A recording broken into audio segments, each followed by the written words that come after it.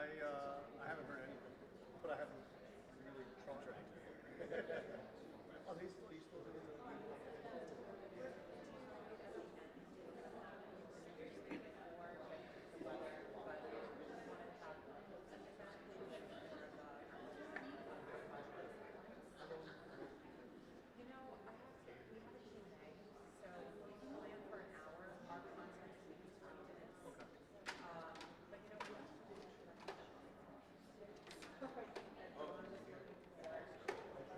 I'd like to get a picture, but I also have a deadline to be thirty. All right. I would say also where it's going to be practice originally hoped.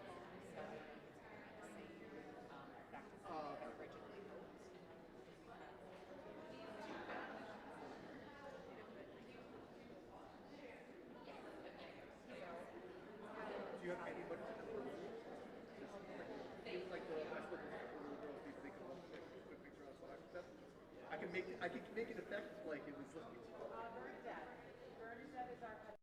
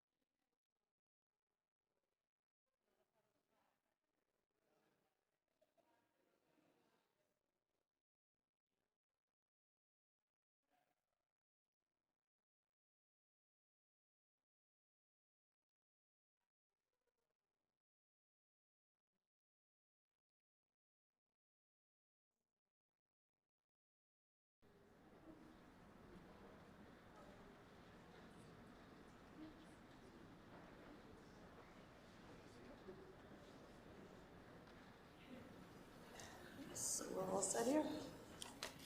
I do need the glasses. That's a bummer. Good evening and welcome. Thank you all so much for coming out on this evening. You weathered the elements to join us here this evening, and for all of you who are currently watching the live stream, hello. On behalf of the Lady of Mercy Academy Preservation Coalition and our supporters, I'd like to thank our neighbor, Rabbi Fruit Handler and his congregation here at the Woodbury Jewish Center for their kindness. They generously opened their doors for us to have this town hall meeting this evening. Thank you also to your staff for doing a great job clearing the parking lot and the steps.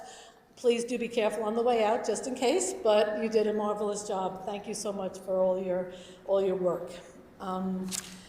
As tradition at the start of all Mercy events and meetings, we begin with a prayer or a blessing, and Rabbi Fruit Handler has kindly offered to give us a blessing this evening in this beautiful congregation, in the sanctuary, actually. I have to be honest, it's the first time I've ever been asked to bless a group of Catholics in our sanctuary. But it is, exciting experience. I have had like 14 versions of this because it's such a unique opportunity in my head. And I keep returning to a verse in Leviticus that I believe is regularly repeated in the New Testament. In Hebrew, it's ve'ahavta l'reacha kamocha, that it's our job to love our neighbor as ourselves.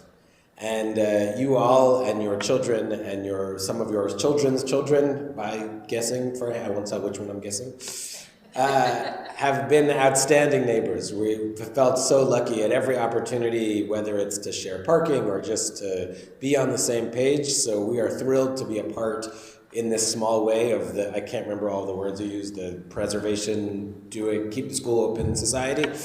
I'm sure there's a slide for it. Oh, there it is. Excellent. And then to give you a blessing past that, I am not sure you need one, because this is what I would say. We are in a difficult moment as a society. The people checking none on their religious affiliation only grow year after year. And I would say you are the blessing to us, a group of parents who are committed to say, no, this is exactly what our people need.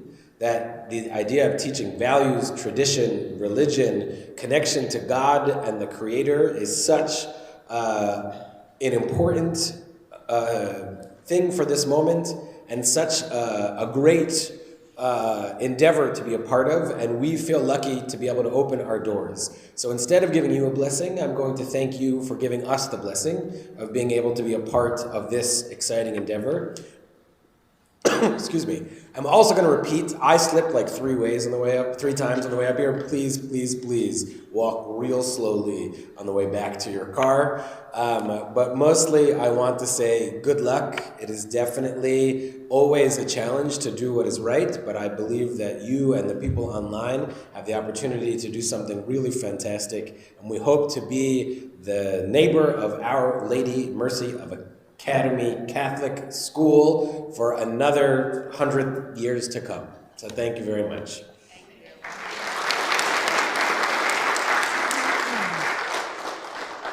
Thank you, Rabbi.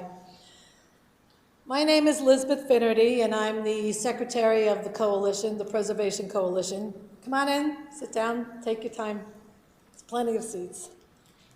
I'm an alum of the class of 1979, and my daughters Ariel and Galen are from the class of 2008, and I had 3 nieces who've gone through the academy, graduating in 2002, 2011, and 2023. Legacy is strong at the academy, and some of my classmates, mothers and aunts who attended the academy were attended as boarding students before going on to college. Quick background in my history with the academy. Tell you a little about me. I was class president my freshman and sophomore years and Leaders Club president my senior year. In 1975 and 76, which was my freshman year, my parents, along with 5 other parents, were tapped by Sister Kieran Hartigan, who was the principal at the time. Sister Kieran was a visionary, and she had the same mindset as Catherine McCauley, our founder. Around this time, 75, 76, I hate to say those dates, Sister Kieran was looking to bring Our Lady of Mercy Academy into the next century with the tools necessary to educate the whole girl. This dedicated group of parents under her leadership spent their weekends and evenings sitting in the living rooms of current parents explaining Sister Kieran's vision and the importance of an exceptional education for their daughters and for future young girls who attended the academy. The new gymnasium was open for the 78-79 school year, my senior year. Very short time to build. And I, as Leaders Club president, presided over the very first sports night event. Go Dots. The gymnasium, oh gosh. The gymnasium, we're not gonna have an argument here. Maybe later we will. We'll have a little raising of our hands. The gymnasium was named for Sister Kieran, and she and that group of parents continued to enhance the classroom experience and was just inducted into the Our Lady of Mercy Hall of Fame this past fall. Over the years, I've been part of class reunions, galas, committee to build the current turf field and track, so anything is possible. All of this is a continuation of the mission of Catherine McCauley and the Sisters of Mercy of Brooklyn, again, to educate the whole girl and continue that legacy. My personal life, I'm a realtor with Daniel Gale Sotheby's, but I couldn't be more pleased to be part of this coalition and to be here with you this evening. I'm going to give you a quick preview of what you can expect to hear from the coalition tonight, and then I'm going to turn over to my fellow OLMA PC officers, Jeanette Miller, our president, and Dawn Cerrone, our vice president. Tonight we'll walk you through what have we accomplished over the last 30 days. What have we learned over this time? What are our next steps moving forward? And finally, we will answer your questions as best we are able and welcome your thoughts and feedback. For the folks who are joining us on the live stream, we want to make sure we get your questions as well. So please feel free to email them to mercy.girls.don't.quit@olmapc.org. And now I'll turn our presentation over to our president, Jeanette. Thank you.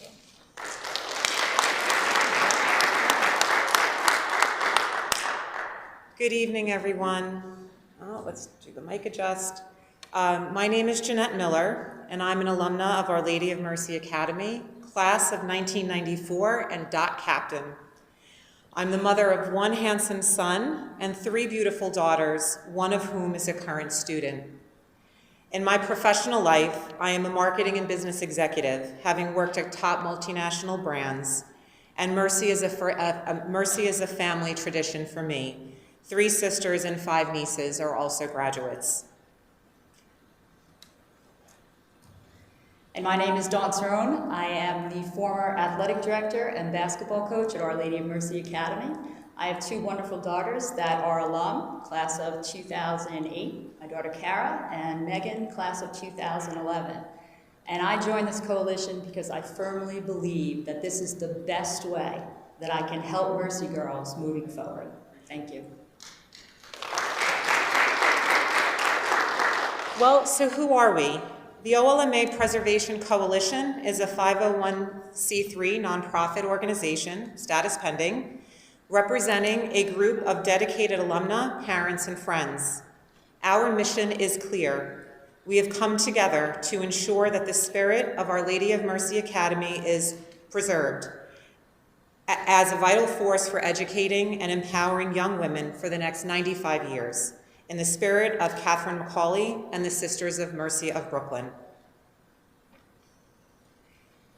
Tonight, I would like to speak with you about what we have accomplished over the last 30 days, what we have learned, as well as our next steps. As Liz mentioned, we will also invite your feedback on the work undertaken so far, and we welcome your thoughts and questions. Well, what started as a petition turned into a mission. The outpouring of support from the community, individuals wanting to help but not knowing how, compelled us to organize ourselves and create the OLMA Preservation Coalition. We have discovered the collective energy, wisdom, and talents of these individuals is vital to supporting the path forward. And from that teamwork, we have accomplished much in a very short amount of time. We legally established ourselves as a nonprofit, filing all necessary paperwork with the government and IRS. We retained legal and accounting professionals.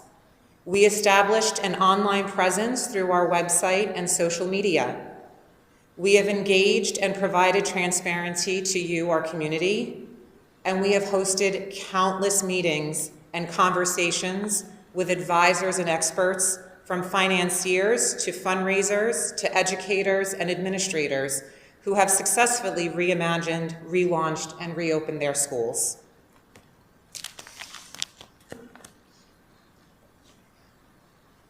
Additionally, we have mobilized our volunteer committees and teams of advisors to collaborate and strategize a multitude of paths forward. We worked with our education team to vision various scenarios for a reimagined Mercy, prepared realistic budgets, ideal organizational structures, and student recruitment strategies. We have worked with our finance team to model out these various scenarios and prepared 5-year pro formas in support of these scenarios. We have worked with our fundraising team to develop a multi-tier plan, setting donor targets, goals, and speaking with investors.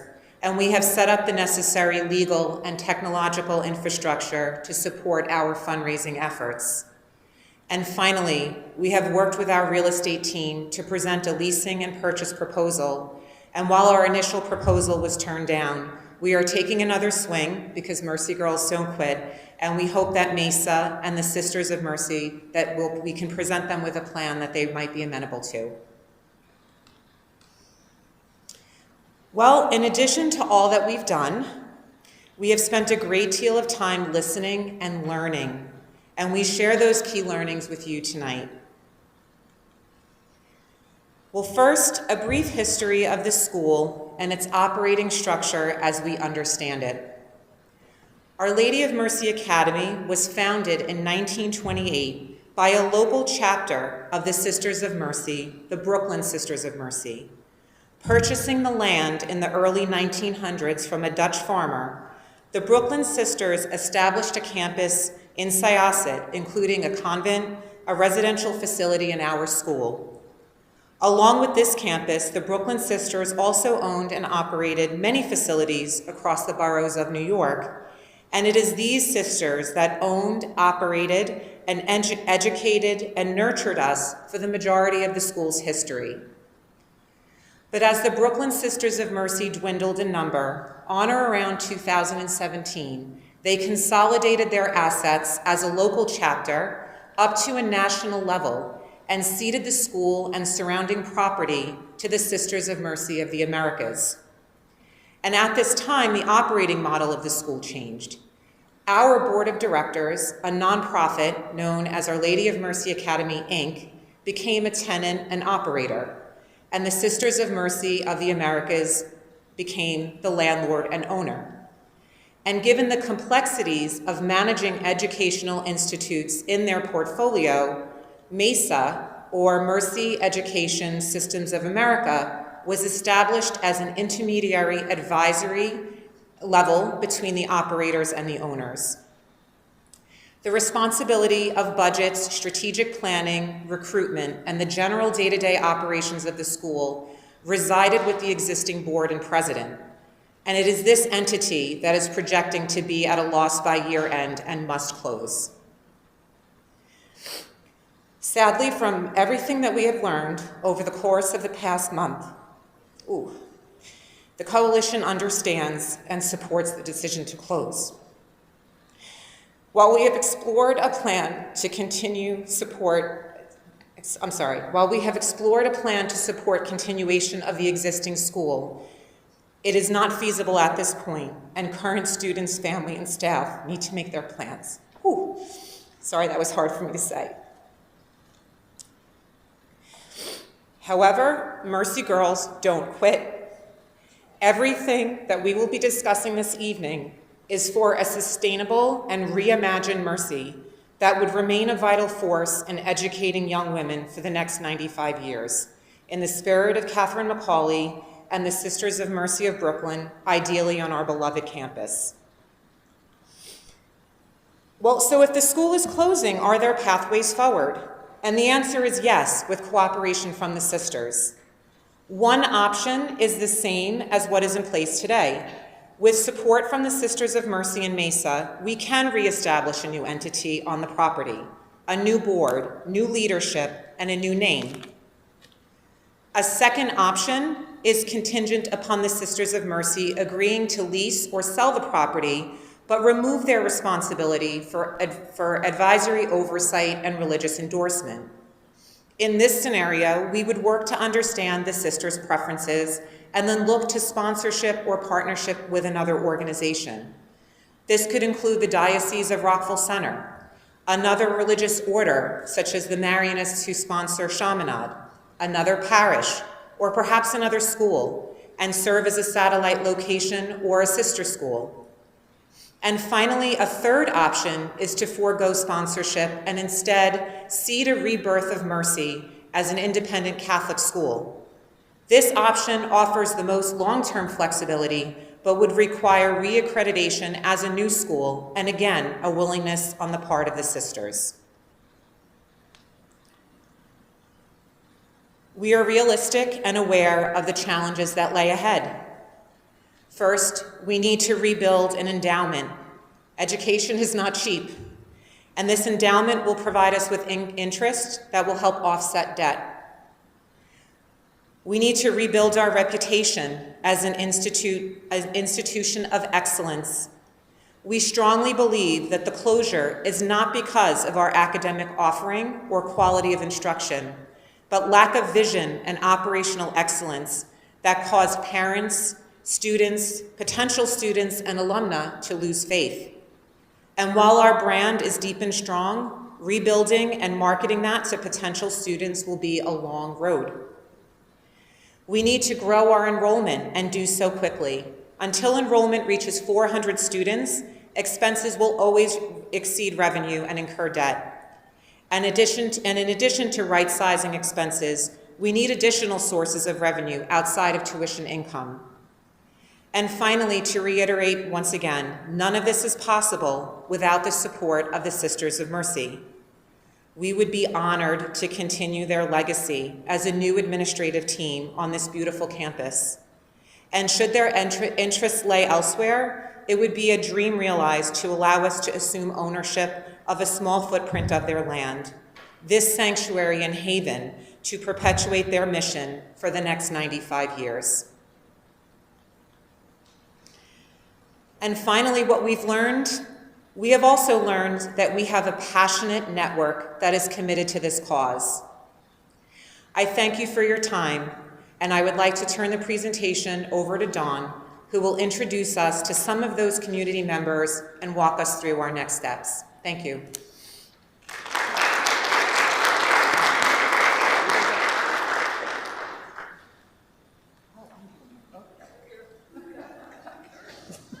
I refuse to do the clicker.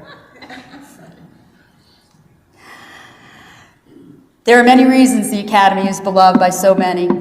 There is one distinct common denominator that started when the doors first opened in 1928 after the Herculean efforts of the Brooklyn Sisters of Mercy.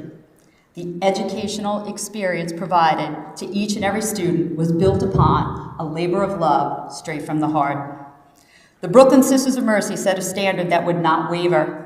In 95 years, while the faces of the faculty have changed, the indelible commitment to educating girls established by this group of women would hold strong. Tonight, we have two former faculty members with us that were committed to the same vision, who provided a supportive environment in their classrooms, challenged our girls to reach great heights, and inspired each to become the very best version of themselves. They both led straight from their hearts. Whether it was in biology class, biology lab, or after school at cross country or track practice, Mr. Michael Gleason was a fan favorite in the eyes of all Mercy girls. During his tenure at the Academy, Michael not only taught biology, but he was the head coach of cross country, winter track, and spring track. Michael left the Academy in 2011 to take on the greatest role of all when he became a dad.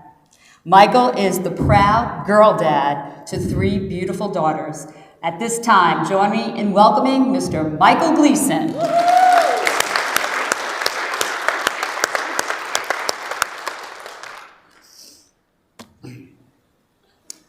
Good evening. My name is Michael Gleason, or Mr. Gleason, if you graduated between 2005 and 2011. Before I continue, there may be some long pauses here, because if I do not take long pauses and take a deep breath, I will cry. That is going to happen. So, to say that I love teaching and coaching at Mercy is a massive understatement. I looked forward to coming to work every single day. The faculty, administration, staff, and most importantly, the Mercy girls made it the best teaching job I could ever imagine. I have a question for all of you. When did Mercy start to feel like home to you? After a month, a week, or at lunch on the first day of orientation? It varies a little for all of us, but the reason you are sitting here tonight is because for 4 years of your life, Mercy was home. When a young woman feels at home, they are free to be themselves. They are free to focus on what is important and tune out some, if not all, of the nonsense that challenges our young people today. I would like to focus on 2 of the qualities of most Mercy girls that I remember vividly. 2 qualities they were able to focus on because we gave them a home. Those 2 qualities are seriousness and silliness. Mercy girls can be quite serious. The discussions I overheard about the supporting of Mama's house or the Smile Train, the insane amount of reading for history class or math, particularly graphing, so much talk about graphing, went on every morning, lunch period, and afternoon. But what I remember equally and a little more fondly was the silliness, the absolute nuttiness of it all. The students were silly, the faculty was silly. Would you like proof? Look at some of the pictures of the faculty on Halloween. We laughed every day. I never left school without something to smile about. That, in my opinion, comes from the feeling of comfort and stability only a home can give. We all benefit from that, but I think now more than ever, young women need this place. Where else can a young woman roll out of bed 5 minutes before the bus comes, put on her uniform that has been balled up on the floor, place their hair in that messy Mercy bun, and then arrive at school ready to discuss the world's issues, and at lunch explain to a fellow student what exactly an inverse trig function is? Where else can they be scholars and athletes and dancers and artists, all while wearing the same pair of sweatpants for the 4th day in a row, with a mismatched kilt that, while it does have great pockets, hasn't seen an iron since September? When we allow an all-girls school to be closed, when we allow Mercy to be closed, so many things are lost. The thing that stands out to me is the loss of comfort and stability. We are in a time when we know that young women are quite literally being damaged by social media. And we are closing one of the few places where they feel comfortable enough to be their true selves, to be silly and serious, to laugh every day and maybe cry every day without fear of judgment. We can't protect our girls from the real world forever, but we can provide mercy.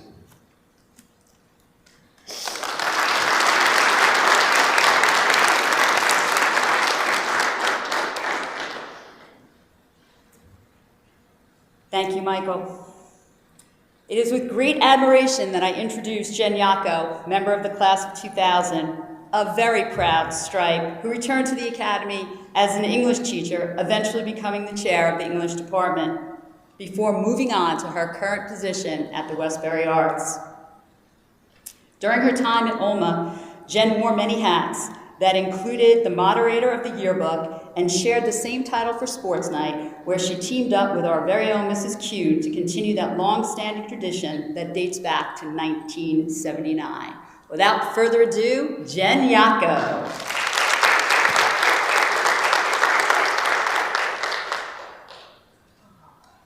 knew Michael was going to be good. I didn't know I was going to have to follow him.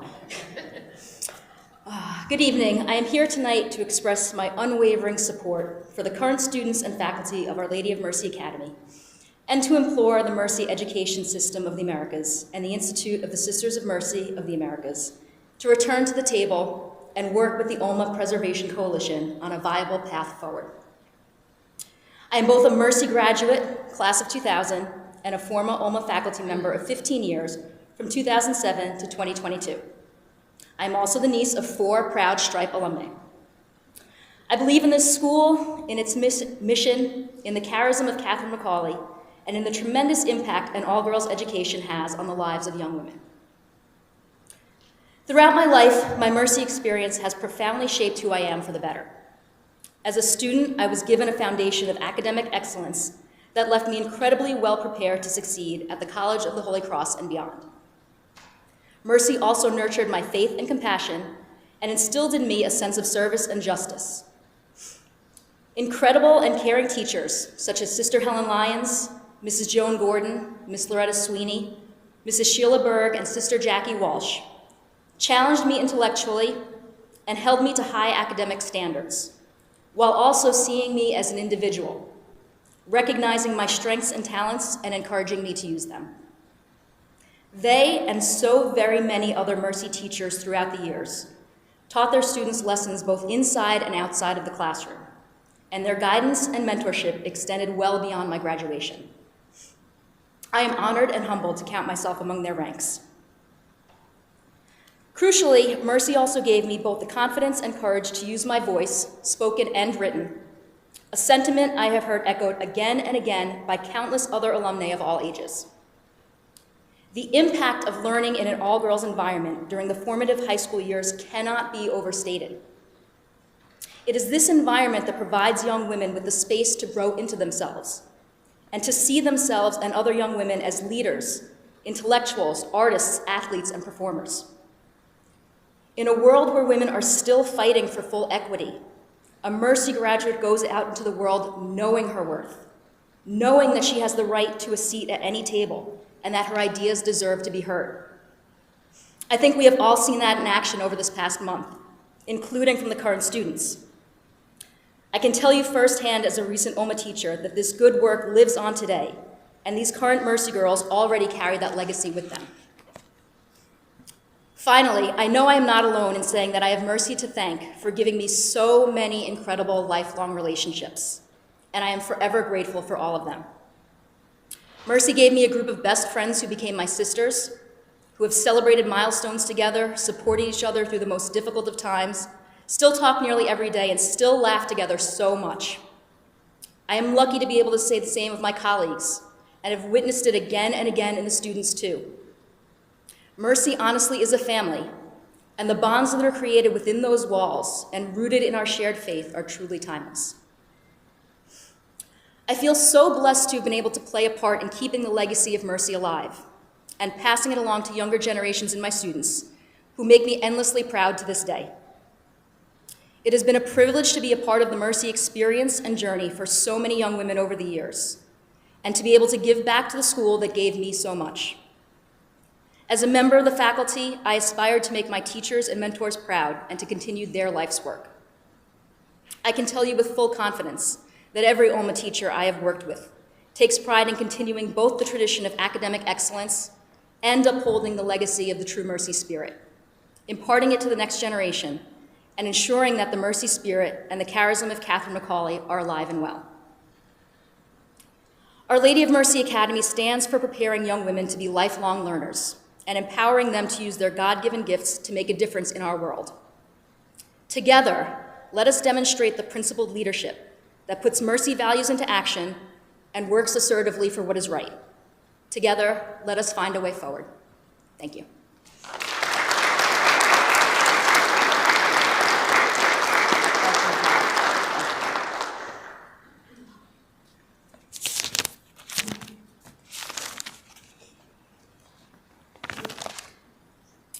We're so grateful for the contributions that you just heard tonight by Jen and Michael. Their presence and words affirm their unyielding commitment to our cause. So what are our next steps? Where do we go from here?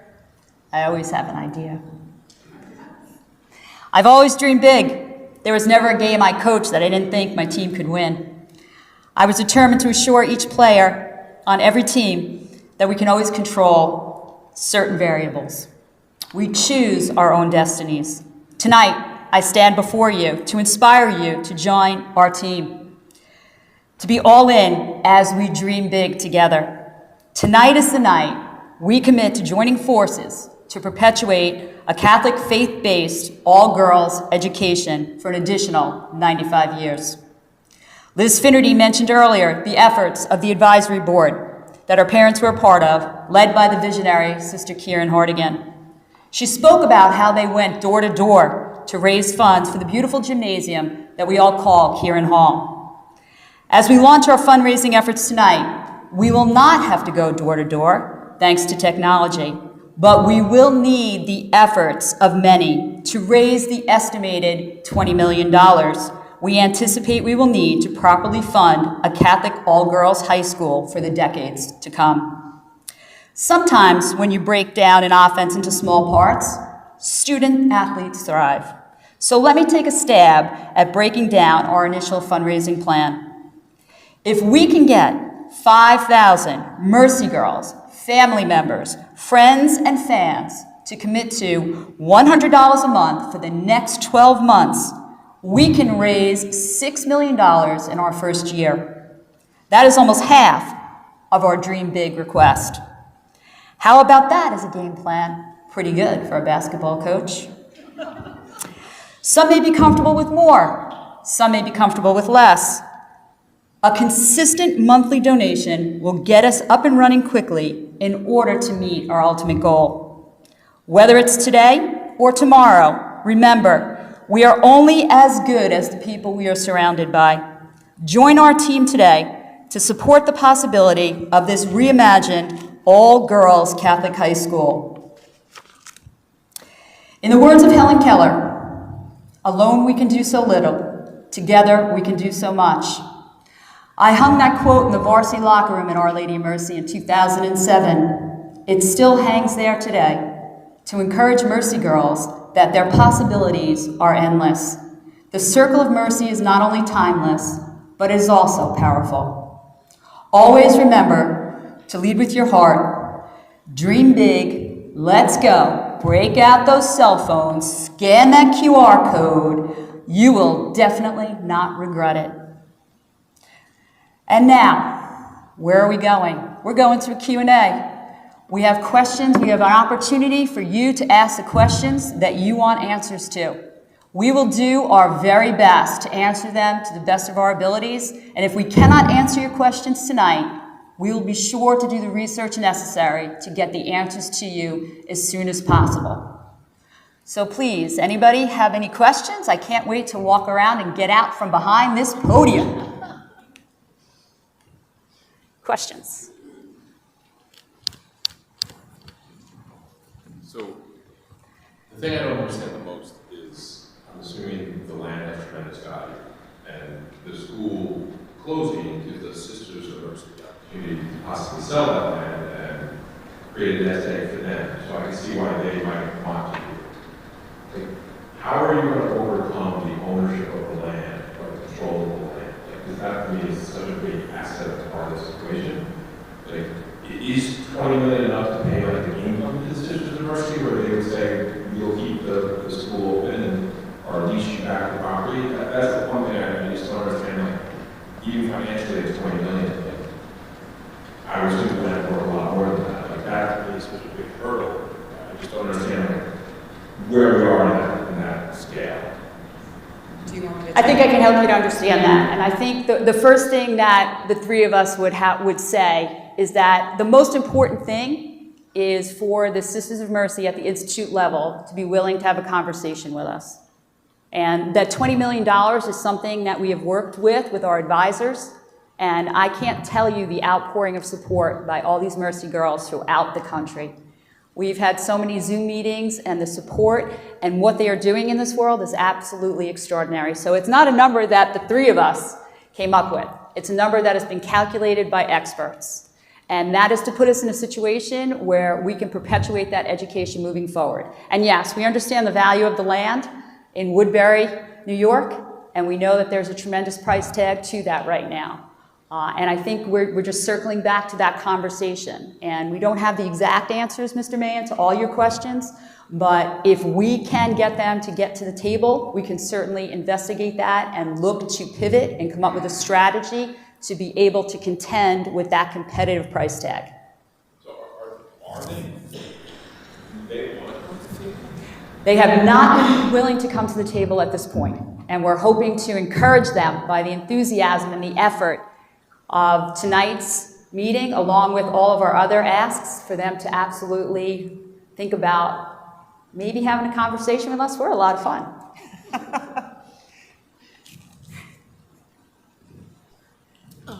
What is their objection? What is their objection to not coming to the table? What is the reason why they would consider keeping the school alive in some way? We don't have an answer. That is an unknown. It's a great question, and unfortunately, we do not have an answer for that. It is a mystery to us as well. Any other questions? Can you just pass that over? It's like a hot potato. This is, of course, a question. We were at the alumni meeting, and this is a question for Sister Lisa, if she's listening. You confirmed that we will be able to have a meeting with you after that meeting. And for Ms. Searle, what can we do as alumni? Outreach, hopefully. At this time, we are encouraging everybody to support us, the coalition. And we are hoping that there is going to be an outreach. I did have a similar conversation with Sister Lisa, and Sister Lisa said that she would be waiting to hear who would actually be approaching them. So we are looking to become partners, to collaborate, to be part of a bigger team to perpetuate this education. We are certainly collaborative in nature, and that is what we hope will eventually get them to the table, aside from how much fun I'll say we are again. Any other questions? Yes. So sort of along the same lines, right? I mean, what about the current administration and board of directors, right? They are alumni as well. What kind of support are they giving this coalition? Because they seem to be supporting more the Sister Lisa approach, as opposed to we are alum, we want the school to be sustainable as well. Where are they in this? Can we take that one? I would love for you to. Roll. I'll hand it off to you, though. I think that's why we were kind of explaining to you the history. I think the existing board is actually the operational board that is projecting, I think by their own admission, a $2 to $3 million deficit by year end. So we think that their unwillingness to step forward is likely because of that. Because under their management, I think sadly we weren't aware necessarily of the financial distress of the school. We weren't necessarily given the opportunity to intercede in time. But honestly, we are all committed to the same vision and mission moving forward. So we don't want to point fingers. We don't want to place big blame, because honestly that is not going to help any of us. And we share that really there's only a path forward. And we do hope that the answers come out, and that donors and alumni and students and parents receive the answers that they're owed. But we're focused on really moving forward and providing, and I think that's really what we've kind of flipped the script and almost said our energies are best spent on questioning what went wrong. We understand what went wrong so that we can plan for that and manage that moving forward. But our energies are better collectively spent working together on what a reimagined Mercy could look like. She's on a roll. I apologize, I wasn't trying to point fingers. I just want to know what their thoughts are on all of this, and especially because I think there are a lot of us who were on the alumni meeting heard Jimmy Ewing say we went back and forth with them several times with proposals. Have they shared with you the proposals so that you can say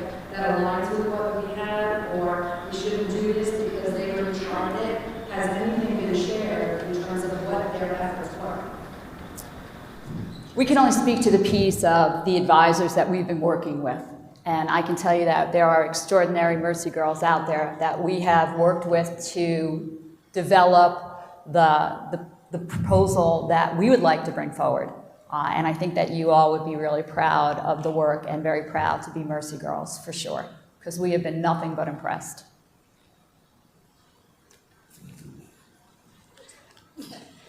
I don't have a question. I just wanted to say, first thank you to Ms. Taylor.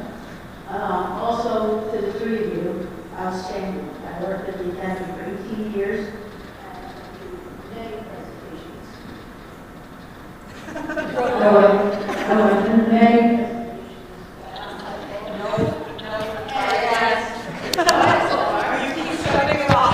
presentations. By far, yeah, I can talk. I got to teach you boys. I learned about such a wonderful, clear, comprehensive, transparent presentation. That's what I say 18 years. Thank you, Sister Megan.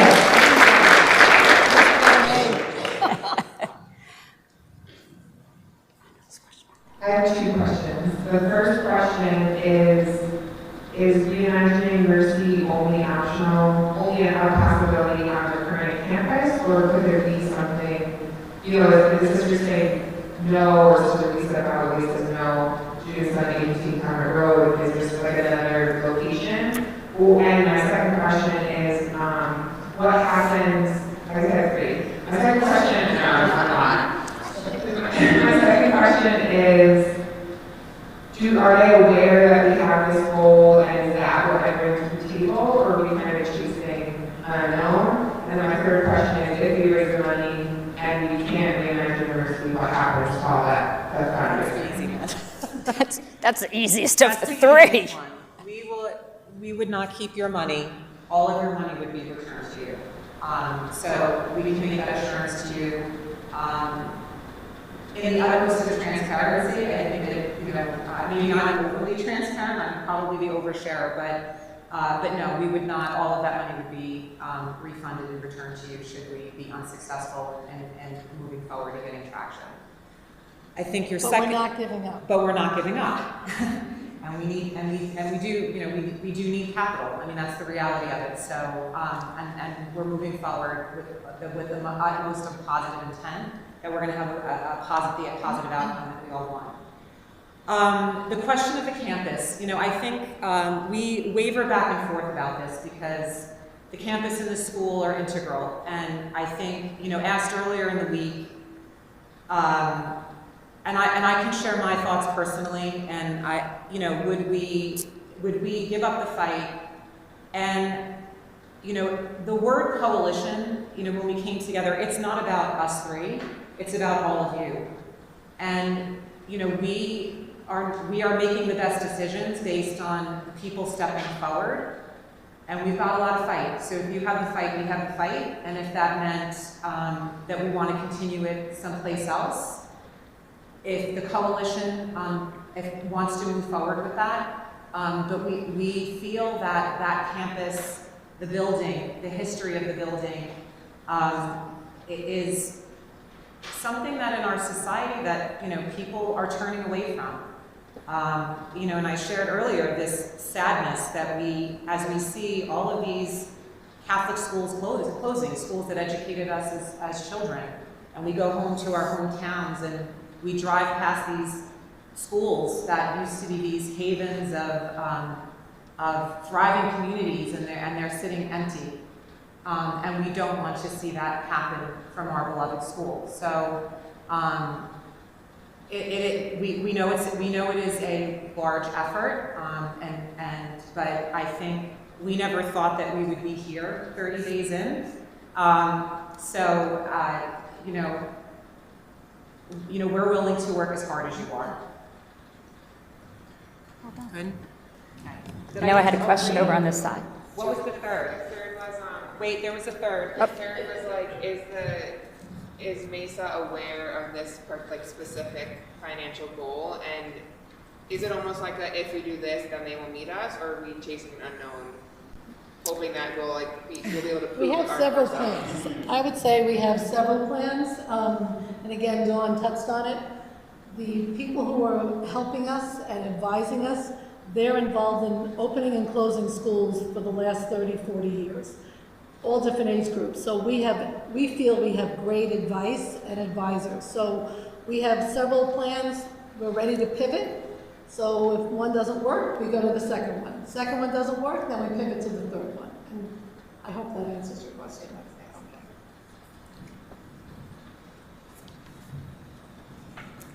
Oh my gosh. Well, I got a question. Her question. I know you guys are trying to get answers from them, but we have 8,000 people that signed this petition, and the squeaky wheel disagrees. And 8,000 people send an email, send a letter to the person that makes the decision. Put a pressure on them. We would like to be patient right now. We would like to earn their attention, earn their respect, and come from a positive lens at this point. We want to show them that we want to be a good teammate.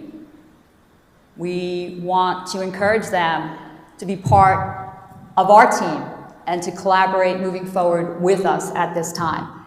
It's a great idea, and it's not that as though we haven't discussed different options, but right now, this is about really embracing their partnership. And that's the route that we have discussed, and that's the initial route that we would like to travel at this time.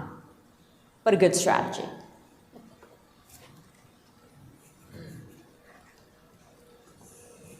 Thank you all for your efforts. It's just amazing to see what's been put together in such a short amount of time. I'm just playing devil's advocate a little bit when it comes to asking people for funds and for fundraising. When they hear that the other party is not willing to come to the table or hasn't yet come to the table, I think it gives pause. And I'm just wondering, especially when we're asking maybe for larger gifts, which donors might be willing to give above and beyond what are presented on the screen. Are we willing to share with them the plans that you have put together? Yes. To show, X, Y, we've done X, Y, and Z, these are the proposals, these are the details, and then also with regards to, obviously it's encouraging to hear that the money would be returned if we can afford, but we're hoping that we can. But has there been any response at all from the other parties? Has it just been silence, or has it been we're not willing to engage? I'm just wondering what the level of engagement has been, if any. Sure. And those are great questions. And yes, at some point we understand that in order to raise the amount of money that we're asking for, that we will, Jeanette has used the word quite often, transparency, that we will be forthcoming with those proposals, absolutely. At this time, our big ask, our big concern is really having that conversation, is being able to get the Sisters of Mercy at the institute level to be willing to have the conversation with us, because we are incredible teammates and we want to welcome them onto our team. So that is our number one goal at the current time. We have had some correspondence with them via a variety of communications, very short. We're hoping that this meeting will help to encourage them to have a much longer conversation with us moving forward. Dawn, let me just add something. Absolutely. I mean, look, I think, if financials are, and financials are always at play, right? You can have the grandest ideas, you can have the grandest visions, but at the end of the day, how are you going to get it done? Our ability, so look, our commitment to you is if we're unsuccessful, yes, we will give you your money back. The reality is that money is a very compelling proof of what our vision is and your support. So I think it's almost like a catch-22, and we recognize that. We kind of recognize that, and It's, when we mention that there's a multi-tier approach, it is. We're not, you know, there's corporate sponsorships, mid-level, and all of you. And we're pursuing all of those avenues. It's not that we're not, but you do need a bit of seed money in order to be taken seriously. And that's the reality of any proposal we put forward to anybody. Is our plan financially viable? And yes, we do. If given the opportunity, we will gladly present it on a day's notice. We have multiple plans ready to go. But you know, the sad fact is that yes, we do need some financial backing in order to address those challenges that we raised, right? The challenges of rebuilding reputation, of growing your endowment. Things of that nature. So I think I've answered your question, but yes, it's almost like an endless circle, and that's kind of why we've kicked off the plea tonight, and are making that commitment to you of transparency, and that should we be unsuccessful, that none of us are buying vacation homes, that's not our. That's not our goal. It's actually illegal, but that we will return all the funds right back to you. But I would like to remain positive and think that it is a powerful message of all of the things that we've been saying, experienced, and are living. That's a very powerful signal that we have your confidence and your commitment to turn this into a reality. Anyone else? Yes. Lots of questions. Yes. I was remembering, and I just looked it over, the communication that we received as alumni on February 8th. And it's signed by two members. I guess they're on the board of directors, and they are also alumni. So I guess that's what people were speaking to. But basically, in a nutshell, it's saying thank you so much for all your efforts, but stand down, and it's all for naught because this is basically what's happening. So if these are alumni, like many of us here, if these are on the current board of directors, and this is the message they're sending out, what do you think is the likelihood that they are going to come to the table when this is the message that they are giving? Because I was away in another state for the last couple of weeks, so I had thought when I got this, and I got this while I was away, I thought that meant, okay, well, good try everyone, but this isn't going to happen. So if this is the message, and whether this is not a true information that's being disseminated to the alumni, or not, it's obvious that some contingent wants this to stop and wants us to stand down. And I'm trying to just find out what is behind all that, if there is something, I don't know, I'm sure, like me, many other alumni were very confused in getting this and trying to figure out what's really going on here. Well, I'm going to say one thing before I hand the microphone over. Mercy girls, don't quit. And don't forget that. I was just going to say, the letter that you received are from people who are on the current board, and they're in a position now. We know that will close, and we understand that has to close, and we're looking to start reimagine and start a whole new entity. Their concentration right now is on the current students and the faculty to get them into their next spot. So that's what they're concentrating on. Just use our energy to support them, right, and that transition. When we want to see at the table, it's not with that board. We want to see at the table above that, the MESA and the Institute. So that's who, when we refer to a seat at the board, that's what we're referring to, not to the current board and administration. We're concentrating on what they have to do to wrap up the end of the year. Thanks, Dottie, 79.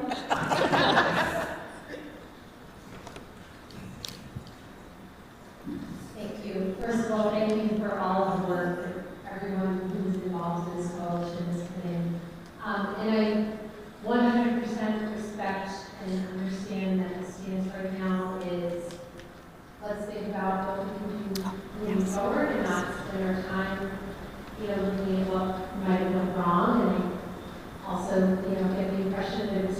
that kind of housing passed. There were a lot of different things going on, but I'm just curious if there's been any sort of like investigation into, because it seems as though, from my understanding, enrollment was healthy in 2017. And so, at the time that Mesa took over, it seems like that's when there was a shift. And clearly, you had said that the land was ceded to the Sisters of Mercy at Large. So, I'm just curious if there's been any sort of like looking into the particulars when it comes to the transfer of the land, and was there any sort of, was there any sort of motive or reason why the Sisters of Mercy at Large might want the school to not? We could spend a lot of time in a lot of different investigations, but what we as a coalition have decided is that we are looking to move forward. And certainly there may be other people that may be looking into investigating whatever went wrong, but we would lose so much traction if we went all the way back and tried to figure that part out. So we decided as a coalition that we are going to move forward. And that's really where we have been going. So unfortunately, I don't have an answer in regard to any type of investigations that may have gone on, but we have been unable to spend that time because this is such a time-sensitive piece. Okay, sorry. Yes, I'm sorry. Oh, sure, now. Save the best for last. Just so I'm clear. So you're basically talking about, easy for me to understand it, is two parallel roads. There's the road of the plans that are being made in order to present to the Sisters of Mercy, but the second road is the fundraising part, and they kind of work off each other. You'll talk to us if you're ready to talk to us, and look, we've been able to raise this amount of money, we've been able to raise this amount of money, and so we'll talk to us. So the two things have to work together. Yes. Okay. To go back to the question before about the alumni, who are a large, strong, loud group of people. And yes, I'm in class of 73.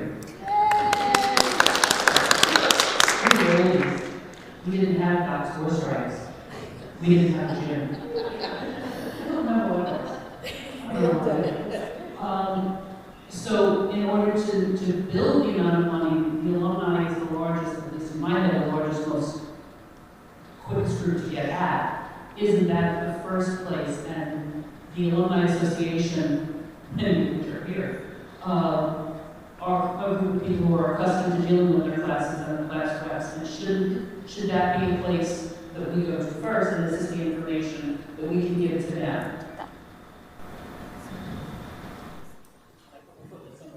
No, you did not. And the answer is yes. That's a great question. If you have not joined the alumni committee, please do so today. And you are the new chairperson. And yes, and that is exactly the answer. We have the playbook, the lemonade stand.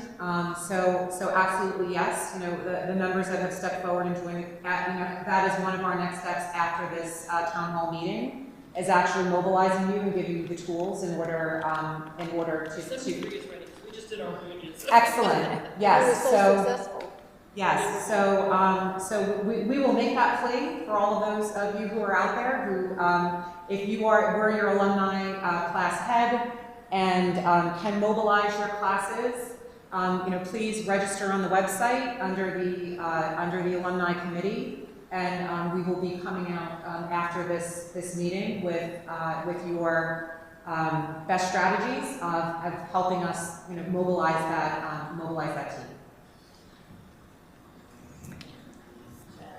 This section right here, man. The rabble rouser crowd. This question is not from me. This is a texting question for the record. Oh, I like it. She's watching from afar. So Hello, Heather. she would like to know, would you like the $100 a month all at once, or do you really want it monthly? Well, Tell Heather it's her choice. Tell Heather twice. Heather, it's your choice. Whatever you prefer, my friend, whatever you prefer. Encourage about 4,999 other alumni to do the very same. That I think was our last question, but I just wanted to add to that. Look, I think whenever you're approached with a large goal, and I think all of us, when we have to approach something that's daunting, it's easier to break it down into a manageable piece. Would we love, for those of us who, or you, I'm not saying I am one of them, but for those of us out there that you can give, yes, by all means, we will happily take your large donation.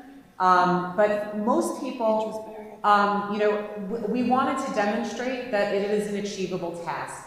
$100 a month. And we went back and forth a lot about this, and we're like, well, younger people don't have the same ability as older. You're not necessarily financially established. But really think about what is $100. $100 is a manicure.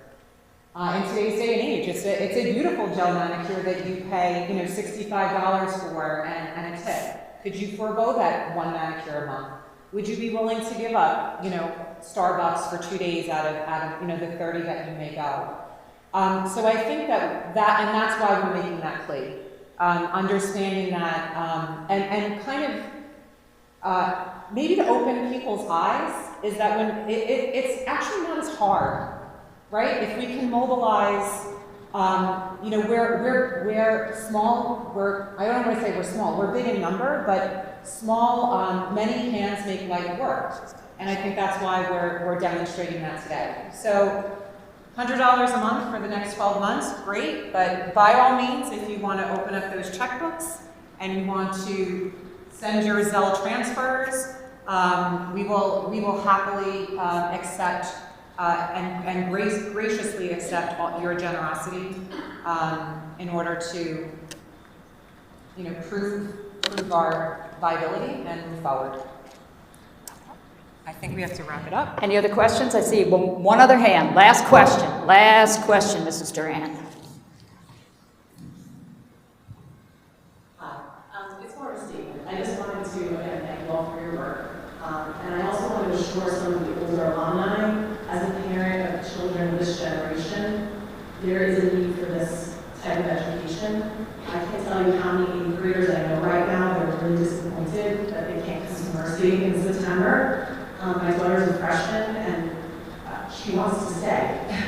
So I do want you to know that I think with the right messaging and the right branding and outreach, enrollment will not be an issue. It will not.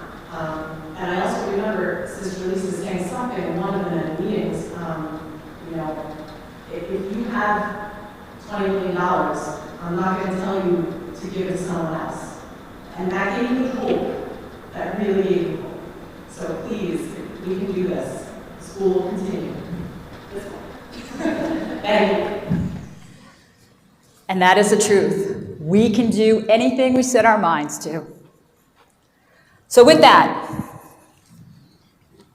thank you for your participation this evening. Let's end the night with a quiet reflection as we come together as a coalition rooted in the spirit of the Circle of Mercy and light up the night as an example of hope for the future of an all-girls Catholic high school nestled on the North Shore of Long Island.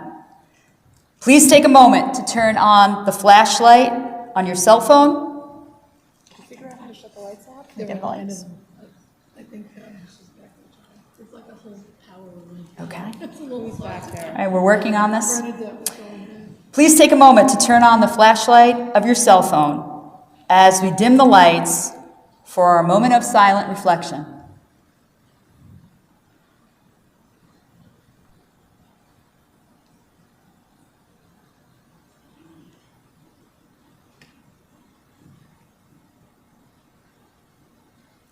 Thank you.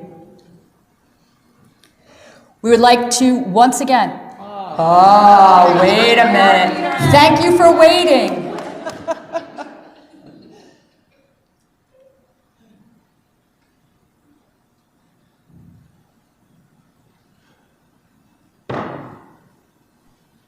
Thank you. We would like to once again thank Rabbi Fruithandler, his staff and congregation from the Woodbury Jewish Center for hosting our town meeting tonight. We will be forever grateful. As we close, the Coalition welcomes feedback from Mesa, Mercy Institute, and the Our Lady of Mercy Academy Board regarding how it can best support our current students and families and staff, which we understand are numerous, as they wrap up their school year at Our Lady of Mercy Academy, which will be the very last, as they have recently requested. We are open to any and all ideas in regard to how we can support. We appreciate those of you that have joined us in person, along with those that have joined us on our live stream tonight. Safe travels home, and thank you and enjoy your evening. Careful in the parking lot. Thank you, everyone. Group hug. No, here. Group hug. Way to go, way to go, way to go, way to go. You guys killed it. Yeah, we're here. We're here. We're not going away. Not going away. And remember, Mercy Girls don't quit.